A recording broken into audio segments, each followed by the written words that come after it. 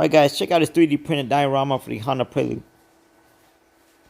My very first car was a 98 Honda Prelude, so this is kind of nostalgic for me. The two Preludes in there are Hot Wheels 1/64 scale. As you can see, there's also a WRX in there. That is the VB 2022 WRX. That's a 1/62nd scale. It is very detailed. 3D printers have come a long way.